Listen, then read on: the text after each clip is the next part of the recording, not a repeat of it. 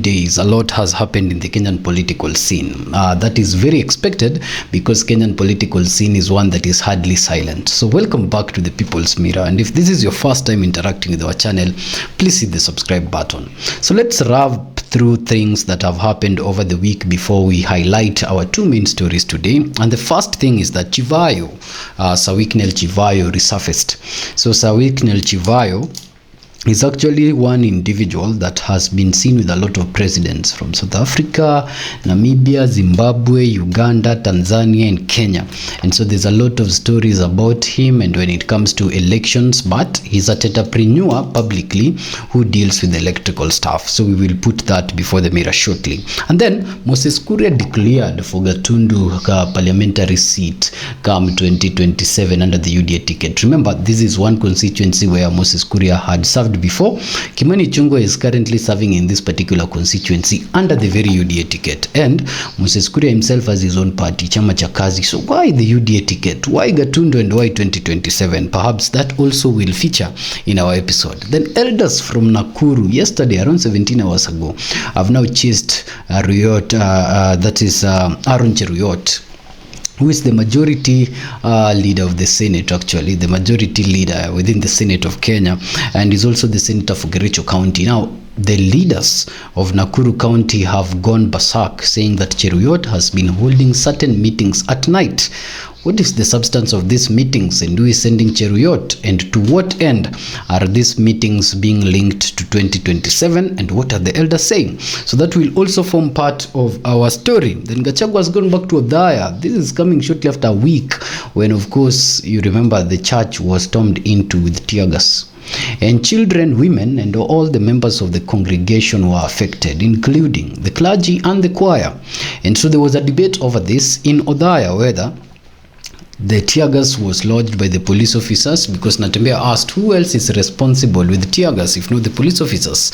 But the government side, including Honorable Eric Wamumbi, responded saying that Gachagua somehow has some links with certain police officers and so gets access to tear gas. Now, a week later, Gachagua stormed back Othaya, this time with Senator Malala, and the crowd chanted the 2024-2025 songs, Ruto must go. Maybe more on that story will also follow in this episode. Now, Kikuyu business leaders are seen to be taking the attack that was aimed at Somalis not as a political move, but as a business move. So whereas Rigathi actually highlighted what was affecting the Somali people so deeply and saying this was a result of the fact that their politicians and business people were focusing on Nairobi rather than home, it is now being seen not as a political move to have the Somali join the Gachagua basket in 2027, but rather to maintain the Kikuyu basket in 2027. How? How will this maintain the Kikuyu vote? Of course, people say that Somalis are the biggest business challenge men when it comes to the Kikuyu business thriving in the city.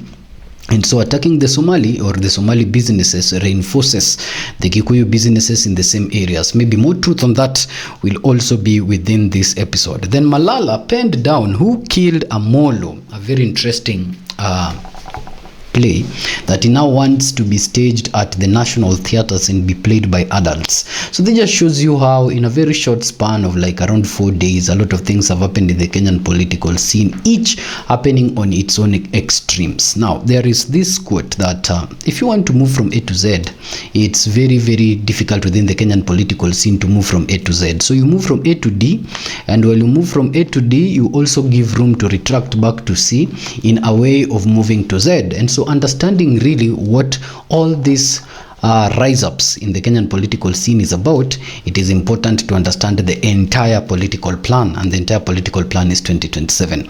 So ladies and gentlemen, without any further ado, after you've hit that subscribe button, let us now delve into our main story. And our main story is these leaders from Nakuru County who have now gone to the media, and they are warning Cheruyiot from holding night meetings in Nakuru County. So night meetings, what are they saying? What is the mission? Of course, before we make our comments as the People's Mirror, let us first listen from the leaders themselves what they are accusing Cheruyiot of.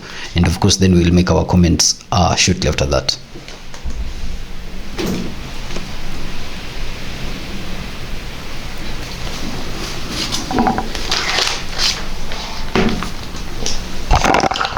Mimi kwa majina naitwa Karanja, mimi ni MCA wa Naivasha East, na leo tumejumuika hapa kwa sababu hii si karamu, hii ni kilio. Aron Cheruyiot ni senator wa Kericho, pia ni majority leader wa ni majority leader pale katika bunge la Senate. Na Cheruyiot ni mtu mkubwa kwa sababu ana sikio la rais. Kwa hivyo anapokuja hapa kuanza kufanya mikutano, tunajiuliza, Aron ambaye wewe ni majority leader, umetumwa na nani? Hilo ndio swali ambalo tunajiuliza. Na pili, huwezi toka kwenu wewe uje Nakuru kwanza kutuambia vile tutafanya. Kwanza tunauliza IEBC, hii mass transfer ya voters iangaliwe. Umekuja tunasikia kwamba mnapanga vile mtatoa watu Narok, vile mtatoa watu Kericho, vile mtatoa watu Baringo, ati ili muje na mtazamo ya kwamba ati mtaweka watu ya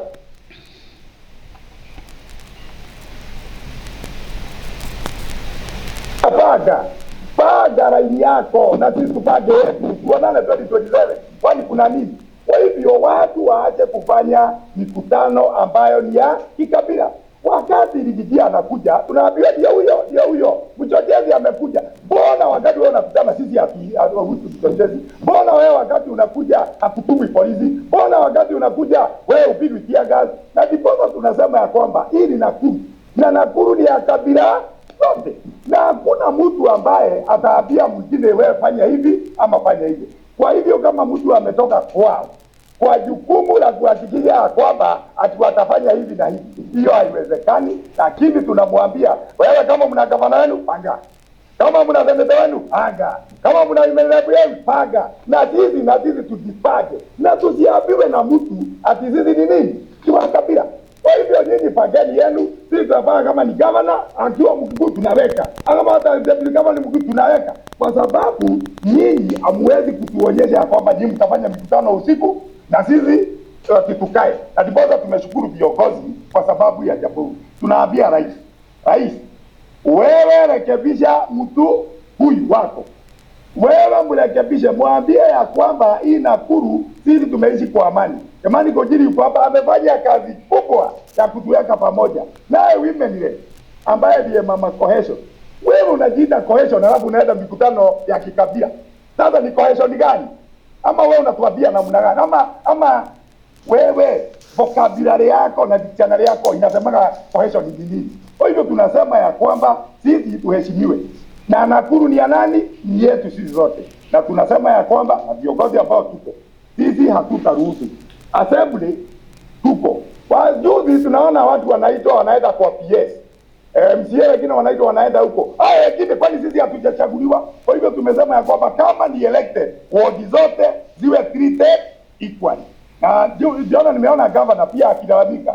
Governor, unajua wewe governor unapenda kusimai. Unasimai mpaka wakati wewe umewekwa mkuki kwa macho. Tunakwambia, wewe kuna wakati wa kusimai na kuna wakati ambao si wa nini? Wa kusimai. Kwa hivyo governor, wewe tumekwambia mara nyingi, wewe usiwe mtu ambaye atachukua msimamo huu. Kama unasema Gachagua ni mbaya, pia sema Aron Cheruyiot ni mbaya. Na Kenya hii tunaambia hata Gachagua wacha hapo. Sisi mtizoambie ati wewe Gachagua ni mbaya na wewe huku unakuja. Atiba tunasema hata Gachagua akuje, yeye ni Mkenya kama wengine. Na hatutaki kukorogwa. Aron Cheruyiot kaa kwako. Sijuzi mmeimpeach governor. Kaa huko na you impeach the governor.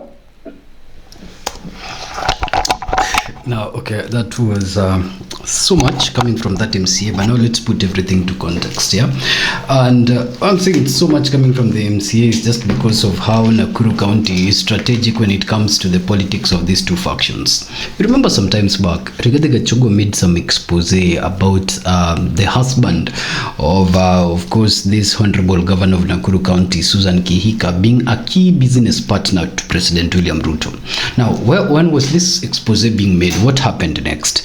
Rigathi made these statements when he came from the United States of America. And what happened is that while he was in the United States of America, some members of his team, including Senator Methu, had tried to access Nakuru County. And they had been told that because they did not have permission of the husband of Kihika to access Nakuru County, they could not access Nakuru County. So in a in a conversation that they had with the police officers, shortly they accessed Nakuru County, and we detailed that story in our very early episodes within the Civic Lens when it happened. Now, Susan Kihika mounted into this particular charade of women governors who are actually detesting the presence of the united opposition in their areas, and the reason why Honorable Kihika was detesting Rigathi Gachagua's influence in her own county, being Nakuru County, was on basis of tribalism.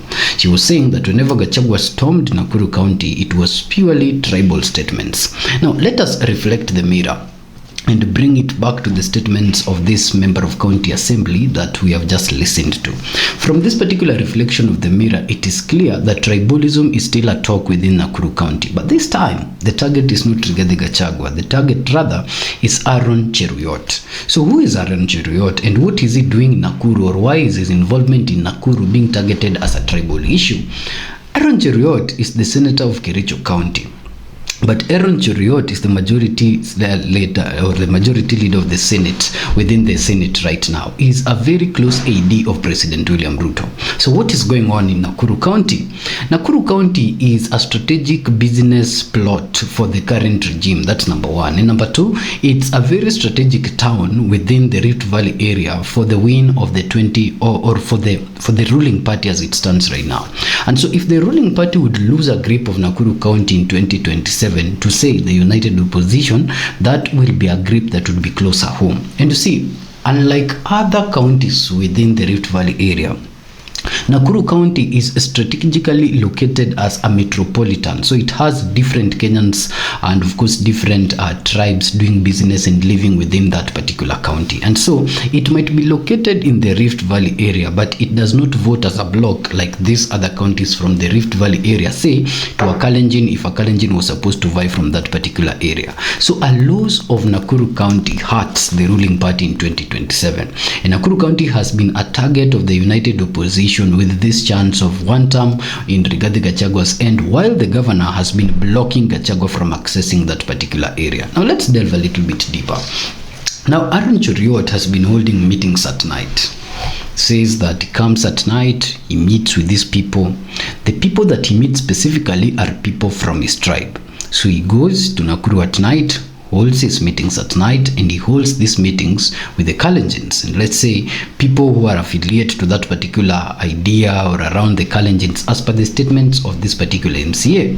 And when he does these particular meetings, no one attacks him. As per the MCA says, there is no police that is sent. No one even questions why a senator of a whole county is having a secret meeting in another whole other county. Now these leaders have come out to detest this thing. And now they are saying that if coming of Rigathi Gachagua is being seen as a tribal issue within Nakuru County, then the coming of Aron Cheruyiot, who also holds tribal meetings with his people, should also be treated as a tribal meeting within Nakuru County. And for this reason, they have chased Cheruyiot now openly, saying that they do not want Aron Cheruyiot to keep holding meetings in that particular part of Kenya, saying that holding those particular meetings first at night and holding them with these tribal men is itself very sensitive for the arrangement of 2027. But if we were to delve even way far deeper, ladies and gentlemen, what then is the agenda in these meetings? Now the MCA is revealing that the primary agenda in these meetings is to transfer voters from other parts that are pro the President William Ruto's regime to Nakuru County and ensure that they vote within the Nakuru County space. And of course this now feeds into the statement that we started with, that the whole aim is to ensure that come 2027 Nakuru County votes in block as a Rift Valley area, and there is no room that the united opposition infiltrates this particular plan. Of course plans are underway ahead of 2027, and we thought that the plans that are underway is actually to convince the people to vote, but as it seems in Nakuru right now, it's a recruitment that is already underway, and this recruitment is being led by one leader called Aron Cheruyiot, that now the Kikuyu elders have actually, the Kikuyu elders and of course the elders within the Nakuru space have actually detested. I want us to listen a little bit further on what these other MCs were saying before we make a final comment on this involvement of Aron Cheruyiot and what it portrays ahead of 2027, and of course also before we talk of Honorable or Sir Wicknell Chivayo, who is also being seen with President William Ruto amidst these particular talks of private night meetings being held in Nakuru County. Asante Nakuru kuanza kuunganisha kabila moja, na mazungumzo ya ambayo yanazungumzwa si mazungumzo ya amani. Tunataka kusema ya kwamba Aron Cheruyiot, Senator, tunataka kukuambia kitu kimoja. Nakuru ni yetu. Enda ukapange maneno yako kule Kerisho, lakini si hapa Nakuru. Sisi ni viongozi ambao tumekaa na amani. Hatutaki watu ambao watakuja kutenganisha. Sisi tunataka tukae na amani vile tumekuwa nayo hapo awali. Kwa hivyo tunataka kuambia jamii yote ya watu ya Nakuru ya kwamba sisi hatutatenganishwa. Kama ni mambo ya siasa, mtu apigie siasa za kwao. Sisi tumejipanga na tunajua ya kwamba mipango yetu ya 2027 vile sisi watu ya Nakuru tumejipanga, lakini hatutapangwa na mtu yeyote. Kwa hivyo kama viongozi tumekubaliana ya kwamba sisi ni kitu kimoja na tutaongea kwa sauti moja, na sauti yetu moja itakuwa ni amani, amani, amani. Now you see that is the position of the leaders, and of course they are very, very angry with what Honorable Cheruyiot is doing. And so if that is what is going on from the camp of the ruling party, then Honorable Cheruyiot should cease having those meetings. And if he's having those meetings because his schedule is busy, he's only available to have them at night, then those meetings needs to be inclusive of all other Kenyans. That way the image of Nakuru County will now not portray those meetings, of course, as meetings being had in private cohort to somehow change the voting dynamics of that particular county come 2027, because if that is so, then that is really infringing in the democratic space of the people that are Nakuru County residents. Now, away from that, ladies and gentlemen, is this man called Chivayo Wicknell. Now, Chivayo Wicknell has been seen with a lot of presidents. He's been seen with the different presidents across Africa. He comes out as an entrepreneur who supplies electrical materials. But beyond that, other people say that his involvement with these particular governments have one single pattern within it. And the single pattern of Chivayo's involvement is one: election fraud. Everywhere he has ever stepped, Honorable Chivayo, or whether he's not honorable, I do not know, but Wicknell, whenever he has ever stepped, there is talks that the democracy space or the democratic space in that particular country gets altered with in ways that are not very legitimate after he visits. Now, he has been seen in private customs with President William Ruto, you know, in family places where he's even eating with the family of President William Ruto. But we try to keep politics away from family. So he has even been seen privately within the President William Ruto's office signing certain documents. But Kenyans were silent about it until recently. JB Muturi made statements about this guy called Chivayo Wicknell. So let's just listen to the part where JB Muturi talks about him before we make our political comments. It's a guy called Winnie. Jamaa anaitwa Wicknell Chivayo. Na kuna picha zake hapa nyingi. Watu wa magazeti ingetaka waone kimtu kikubwa hivi. This man is a convicted fraudster kwa mambo ya kusupply electro materials in South Africa, in Namibia. Kila wakija huku Kenya anapitia Eldoret Airport.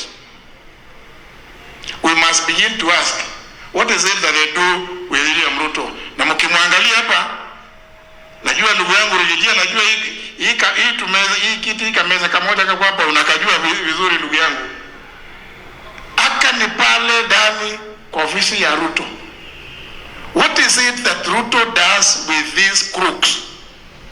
Jose Camargo kutoka Venezuela, huyu Chivayo kutoka Zimbabwe. Na ukimwangalia hapa, huyu Chivayo ako na connection na rais wa Zimbabwe, Mnangagwa.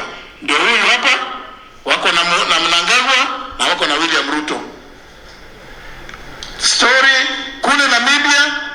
wanalalamika mambo ya uchaguzi 2024. South Africa in 2023 wanalalamika mambo ya the same person. What is it that he is doing with William Ruto every time he comes to Kenya? Kenya, I just want to give you the assurance, as we've been told by Reverend James, be strong, don't fear. Na tumesema tuchukueni kura. Ruto afanye nini? Chivayo akuje, Kamago akuje, Ruto sisi tutakupeleka nyumbani kwa kura zetu. Kwa kura zetu. Kwa sababu this country is tired. We have faced untold suffering. It beats logic that actually you can send people to go and fire tear gas canisters, live bullets in a church. And I want to agree with Senator Wambua. Actually, today, 7 days since that happened, William Ruto is busy galvanating ati anapeana pesa inaitwa sijui nyota. Now that is the position. That is the position, ladies and gentlemen, that Muturi has of this guy called Chivayo Wicknell. Now, as I said, perhaps I used electrical. It needs to be electoral. That is the word I should have used. He's an electoral entrepreneur, just like this mathematics. And of course, he has been involved in different elections. Now, from the United Opposition side, he seems like an individual that whenever he steps, issues of what follows is fraud. Now, that's one. Another thing you'd say, perhaps he's just a personal friend of President William Ruto. And President William Ruto is not in any way, blocked from having personal friends. And the fact that he's even having dinner and breakfast with the family of President William Ruto might show that he's someone that goes beyond the political scene into personal friendship. Now, all that might be, and the only person that remains very impartial in this particular story is now the Independent Electoral and Boundaries Commission. To what level would this guy be involved in the tendering of the IBC materials or not? Because as it stands now, as the United Opposition just concluded their meeting with the IBC, such concerns on the impartiality of the IBC goes very key, or even on the partiality of the IBC goes very, very key to the hearts of Kenyans. And so, ladies and gentlemen, as we wrap this episode, it's been a pleasure recapping for you. Stay here for our next episode.